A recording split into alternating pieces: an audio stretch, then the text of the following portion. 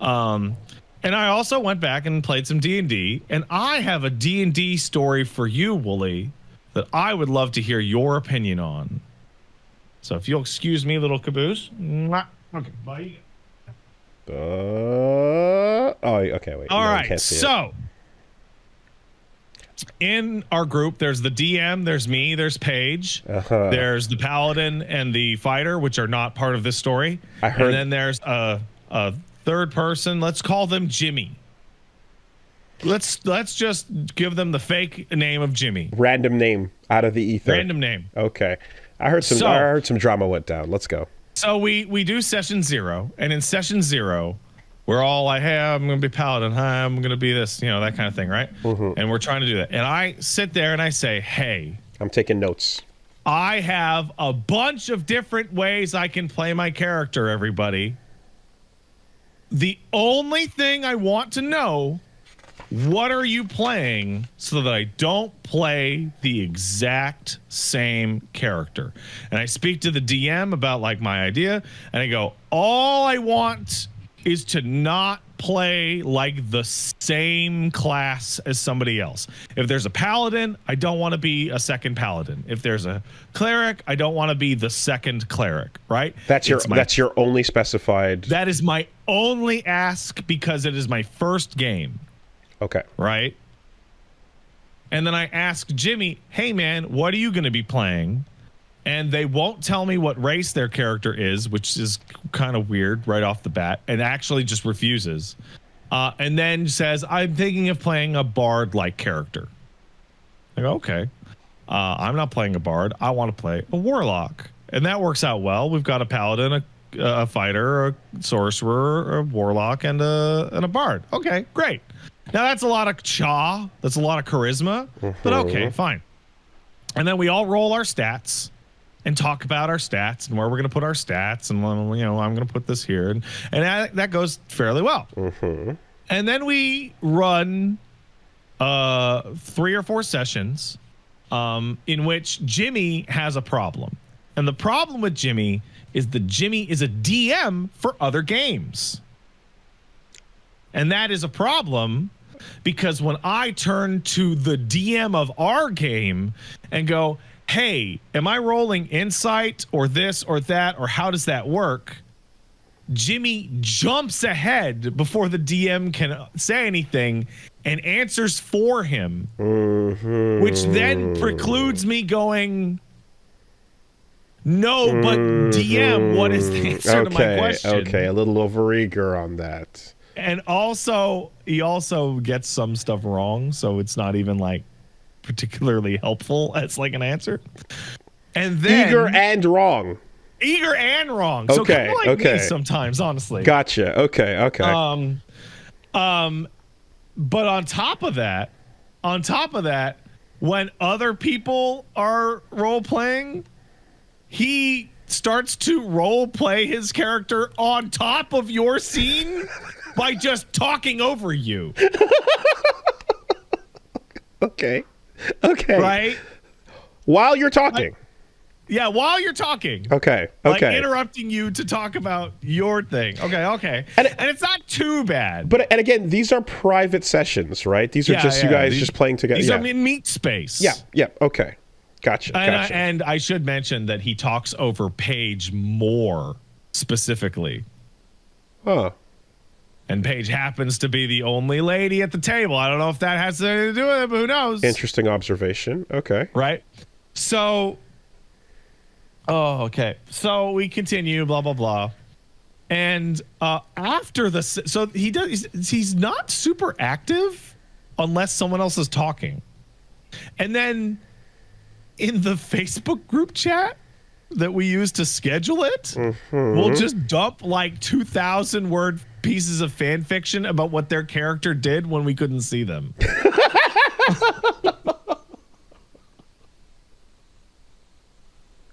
Okay. Got it. Right? Okay. Like pages of shit. And it's like, okay. That's crucial. That's big. Okay. So then we go to the last session that we were at. Okay. So me and Paige don't know some of the players here very well, right? They're people that showed up for the game. Like we know the DM fairly well, but we don't know the paladin fairly well, right? Yeah. So the paladin starts telling us stories about his ex-wife. And these are crazy. These are crazy stories, and we are like enraptured. And we're making a rapport, and we're having a good time. And this is the beginning of the session. This is the setup, right? So like the DM is like in the toilet. I think he was taking a shit while we're discussing this, right? So, making friends, chatting it up, that kind of thing. And Jimmy slams his hands on the table, goes, guys, we only get so much time to do D&D a week. Can we please just focus on Dungeons and Dragons? To which I say, dude, and I say, I think it was, DM is inherently social experience. Like, we're having a social experience. Also, the DM is not in the room. My God. We're not slowing down the the game because he's not here. Oh, and he shit. stands up and he mutters under his breath what I think he said was, guess I'm just a fucking asshole then, and storms out of the room to go angrily smoke weed outside. Okay. Got it. And he comes back in high as balls. Oh no. Like nothing happened. Like that interaction didn't occur. Oh no, the road trip is already on its way. Everyone got in the car and we're moving. Yeah. We're going. So you didn't know who was getting in the car. So, hey, can we please focus on D&D? I say it's social. Paige says, hey, don't worry about it. And then on the way out, he mutterly angry, like mainly to Paige, but guess I'm just a fucking asshole, and go like panic smoke some reefer. Does the DM weigh in at all? So DM is coming back into the room as this is happening and is like, huh? Yeah, what? yeah. All right, so the session starts straight up. This is the talky overest, interruptingest session of all. It is so extreme that, okay, so I'm gonna back up. You know me and Paige fairly well. We don't have problems with conflict, particularly speaky, talky conflict, right? Mm-hmm. But this is a D&D game, and this is like a new group of people, and we don't want to do that thing that we do where we just solve the problem, right? Okay. Because then this person will just dip. Okay. And then it might be like a whole thing. Where right? you're socially feeling out. We're being real careful not to step on toes and be kind and normal, right? Being normal. Yes. Okay. But it got so bad that I had to at one point go, I am asking the DM for his ruling on the rules. I'm not asking you. First of all, I'm not talking to you, but I'm not asking you for the rules as written. I'm asking the DM what his decision is on this rule, because he's the fucking arbiter of the table. Oh my God. Okay.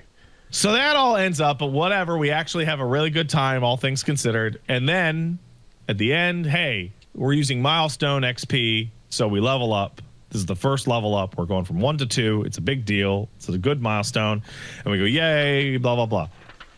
And we're like, okay, so then we're driving home because Paige is picking up and driving Jimmy and one of the other guys because they don't have cars. Mm-hmm.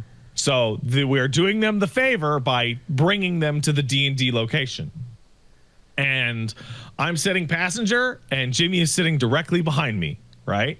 This is important. So I go, oh, cool, we're going to level up. What are you guys going to do with your level ups? Right? Because I have this, and that, and you have this, and that. And the fighter starts talking about what they want to do, and they get action surge, and they're excited about having action surge. It's very normal, right? And I say, oh, I'm probably going to put points in this. And the Jimmy says, oh, well, you know what? I'm not sure what I'm going to do with it because all I have to attack is Eldritch Blast. And I go, but you're playing a bard. You don't have Eldritch Blast. He goes, well, maybe I'm playing a warlock. And I go, well, I'm playing a warlock.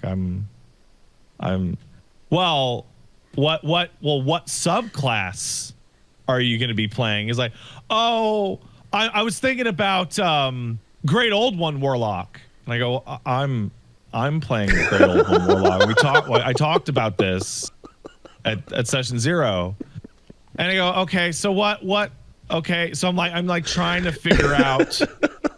I'm like, so what invocations are you? Because the main thing you would get as a warlock to differentiate yourself is invocations. No. What invocations are you going for? And he goes, I'm thinking about Pact of the Tome because there's a lot of good cantrips in there. And I go, that's the one that I picked, and you know that because I've been using those cantrips. Like, and I'm just yep. Like, out of 12 classes, it's mine. Out of 4 subclasses, it's mine. Out of 12 invocations, it's mine. So I'm sitting here, I'm like, the same character. Like, this is like mechanically, it's the same. It's the same character. Yeah. And I get home and I'm like, okay, you know what? I'm going to pull out my phone. I'm going to go onto the Facebook. I'm going to go, hey, what skills, like deception or are you aiming for? Because I was planning to be a skill monkey. Entertain the farce further, by all means. And he goes, oh, well, just if you don't want overlap, just don't be sneaky or sleight of hand or anything like that, because I'm going to go for a disguise character. And I'm like, so my whole character's backstory is that he's poor, so he has a stealth advantage. And I was the one who did all the sleight of hand checks over the past 3 sessions. So like, so it's everything. It is literally every single mechanical decision that could be is the same. And there's been 3 sessions so far, so there's been a chance for all this to be discovered by the whole group and everyone knows the deal. Yeah. And I'm like, okay. So yeah. So let's stop here. Let's stop the story here. Sure. I was in bed staring at my ceiling, just like fuming, like falling asleep, pissed off. Okay. Just like outraged. You, first of all, for your first game ever, this is the worst possible beat. This sucks because this guy exists, right? A detail of importance. Most of us are using the D&D Beyond app. The D&D Beyond app in the campaign menu lists your character's name, profile picture, class, HP, passive perception, etc. Right? So it's visible. It's clearly visible. Except this Jimmy just isn't actually using the app. He's singularly deciding not to use the app because of secret. All right. My verdict is Yimby. That is. Oh, I knew you were drawing Yimby. I knew it. That is what I have decided. That is what I'm calling right here. So you have unfortunately just landed. You rolled a 1 in terms of luck on absolutely bananas. The person you're going to be playing the fucking game with. That's crazy. Insane and sucks because you hear stories about this type of game from people who play. Multiple different subtypes of that guy combined into one. And like, I what I can't tell is, are you hearing like a petulant bitch who's mad about getting a talking to, right? And the fan fiction and all that not being taken seriously, and just the like, is this retaliatory, or is it just that's cool, I'm that, right? So is it just the actual child brain? So I'm of the belief. So there's a detail that I didn't put out that his character is pretending to be a bard as a warlock because their character, ever since they were a little child, has dreamt of being a in-universe influencer, which has also raised a heckle. Now, what I believe is happening here is that this person, influencer warlock, has been a meme over the past year. Okay. I don't know. You're probably not familiar with that. But influencer warlock has become a meme alongside stuff like lawful good necromancer and chaotic evil warlock who has an angel as a patron. Just like sure. goofy little Funny meme build, bits. Yeah, meme right? builds. Yeah, okay. So I believe that this is a combination of a wild lack of originality and horrible coincidence. And here's where the horrible coincidence comes in, because my options in this kind of interpersonal conflict are go up top, talk to the DM, see how this can be resolved. I asked the DM, hey man, so I asked you in person 4 times that all I wanted was to have a unique character. Did you know that he was rolling this thing? And he's like, yeah, but since your characters are different, I didn't think it would be a problem. And I go, but it is a problem. And I'll admit, I typed out like an essay. Sure. I typed like, you know, when you're like, when you got it, Yep. and you're just like, fuck it. Yep. I typed out this massive essay that's like, but now my mechanical and narrative opportunities in this D&D game are as the other warlock, which is not appealing to me. But also, the 2 primary ways to deal with this type of double class situation is either to have characters be entwined in their backstory like coworkers, or intentionally antagonistic style rivals, which I don't want to do because I don't like this person because they keep talking over me. Right. And like if Paige and I wanted to roll double wizard, yeah, I'll fucking like shit fight double wizard all day because it's my wife and I know how to back and forth with her, right? And how did our captain respond over here? So, is he gonna fix it? Or did he not notice the dead pixel? The DM offered profuse apologies. Okay. And we actually ran into him at the grocery store like this morning. Okay. Not planned, just like, oh, hey, man. And the long and short of it is that I get a free reroll on the whole character. Because we both, everyone is aware that trying to force Jimmy to change anything about his character is going to result in some kind of interpersonal disaster. And I am just gonna fucking dodge that bullet right now. And I just completely rebuilt the entire character and changed what I needed to change in the background to be a cleric instead. There's no cleric. I kept all my roles from the original session and I reslotted them and I changed the backstory to be appropriate. Okay. So on top of that, the DM feels very bad that while also like not like allowing this to happen, he actually disallowed a character race for Paige's character because it would require more work. But now he realizes that he could fix it. So Paige is going to be able to change her character to something much more appropriate at a later date in some narrative event. So she's super happy about it. And like we're tweaking all the backstory and all that crap so that it works. Okay. I have also gone to the trouble of writing in some racism into my character's backstory because Jimmy is clearly playing as a changeling, which is a type of fae, and we're playing a campaign in the Feywilds.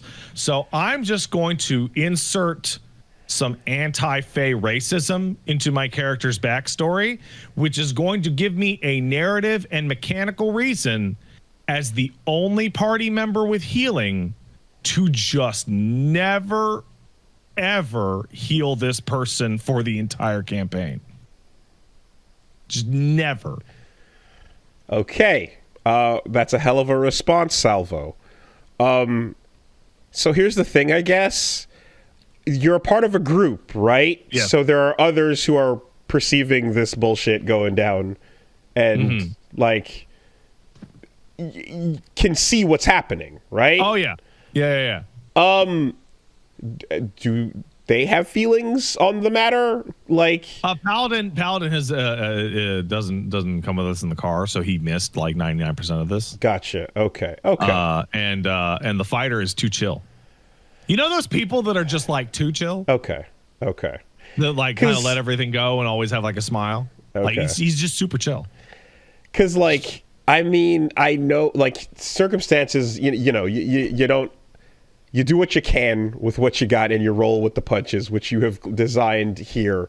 For me, just based on the types of stories that I know about people that behave that way, and like that from friends I know that play D&D as well and have talked about these types of people, like the get out and storm out of the room person is like they leave or we all leave. Like that's so here's where I'm at. You can't play nicely with that person because inside no lessons will be learned. The same mistakes not only will continue to be made, but they just escalate because that person's an asshole. And there's just no getting along. Here's where I'm at.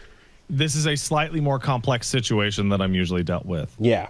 The D&D community in my area, lots of people know each other. And with this being my first game, I do not want literally my first game ever to be marked with me forcing someone to get kicked out or storm out. Understandable. Absolutely. It will follow me forever. That is a very, very shitty outcome to, starting this out. A bad beat roll. Now, what we can do is finish this campaign, and when they're like, do you want to take these characters and roll them into like what's the space one? Starfinder? Whatever, I forget the name. Spelljammer. I'll be like, nah, and then just workshop a new game with the DM with a highly similar group of people. Yeah. Maybe plus or minus. Sure. A little bit. Sure. Yeah. Okay. Roll with. Do what you got to do. You know, and there's like two bonus details here that I did not know until Paige told me, because Paige is like more into the chat boards and whatnot in our community. And that's basically Jimmy routinely goes, hey man, does anyone want to play Blood Bowl, in like the massive group chat, to crickets. And that was people now know. That is more clear people as to why that is. People know. Yeah, there's no way people don't know. You know, that much is clear. And the other thing is, like, you know, please look forward to the session where the two characters in game are talking at each other and it stops being meta. and the real conversation starts happening in game. So you know what the fun thing is that like somebody in the chat said, wow, this guy must really suck to cosplay racism. And the fun thing is that I actually really hate the Fae in Dungeons and Dragons specifically. That like race / enemy type is my most hated monster type of all.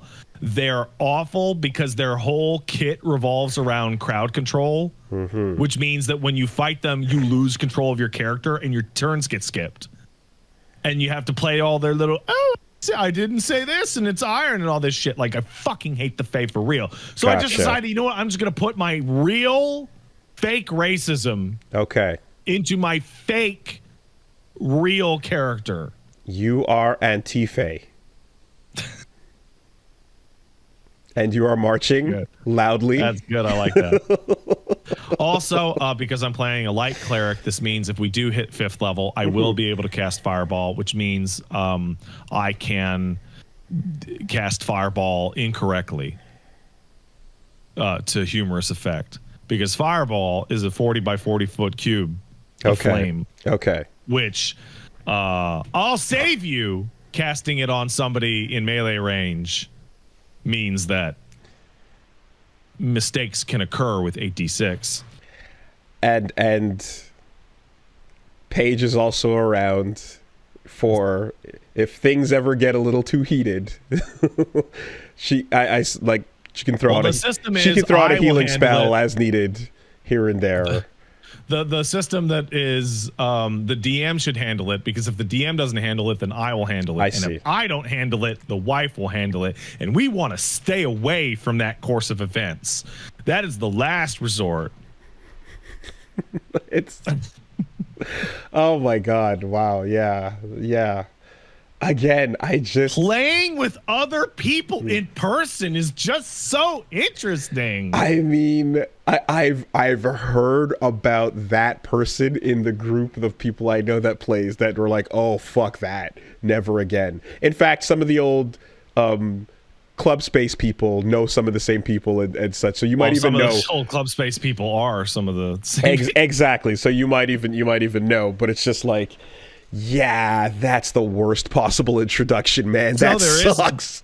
So I am currently super excited for the next session. Okay. I'm so excited.